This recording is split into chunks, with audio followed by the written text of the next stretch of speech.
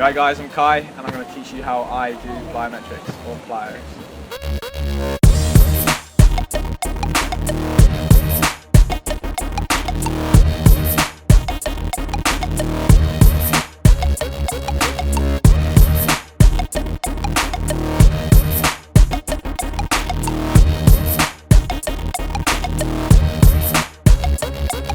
Okay, so when it comes to building up and practicing this movement, it's best to find some precision jumps that you find quite easy, quite small, like maybe the running precision in to start with as well, and that you find quite comfortable overshooting these jumps because you're going to need to be able to overshoot it to be able to do it comfortably.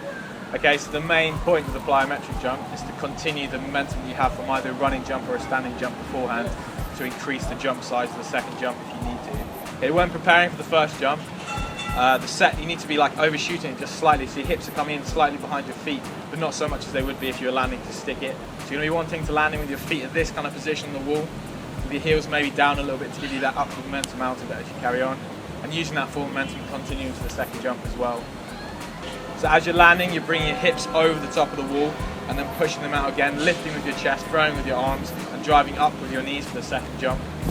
The landing position from the first jump, as well as having your chest back, you want to have your arms back and ready to go for the next jump slightly, so your shoulders back, your arms slightly behind you, ready to drive up through for the second jump. So you don't want to bend your knees too much when you land to absorb too much momentum, because you're going to want to use that momentum to continue on to the next jump, to give you extra power to make the jump easier.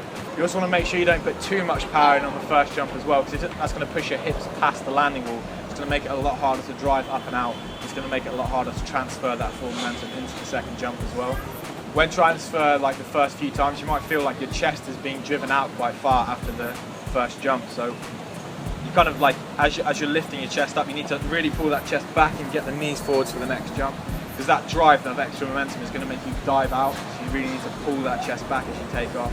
So from that position now, as you're driving up, it's going to send you diving and then pull the chest up and bringing the knees up to get your body through.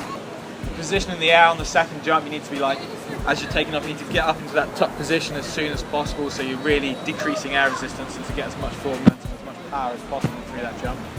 You really need to be reaching out to that landing wall or rail or whatever you're landing on with the balls of your feet, aiming with the ball of your foot, not the whole of your foot, and absorb to take away all the impact. So like with all parkour movements, it's important to think about the position of your hips in relation to the rest of your body, because your hips are kind of the centre of your mass, so that's what you're projecting across the gaps.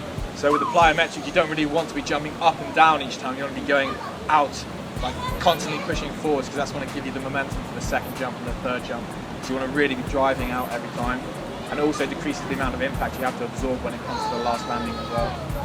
When it comes to downward plyometrics, you need to really think about the kind of power that you're putting in to make sure you often absorb a bit more on the landings between each one to slow that momentum down, so you're not taking so much at the end ones.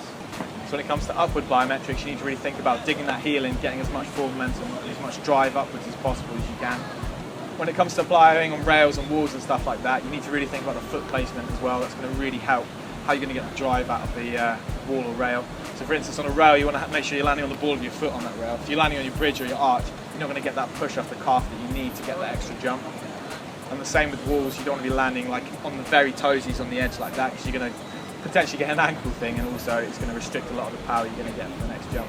So it's important not to plan too far ahead of yourself, so think about what you're doing as you're doing it, and adjust to the situations that's happening. Don't think about the last jump, think about what you're doing at the time, and maybe slightly ahead as well to prepare yourself for what's coming up. But don't overthink it, just try and keep it as natural as possible. So yeah, thanks for watching this tutorial, I hope you enjoyed it, and make sure you subscribe to Ply for some more awesome content. Later!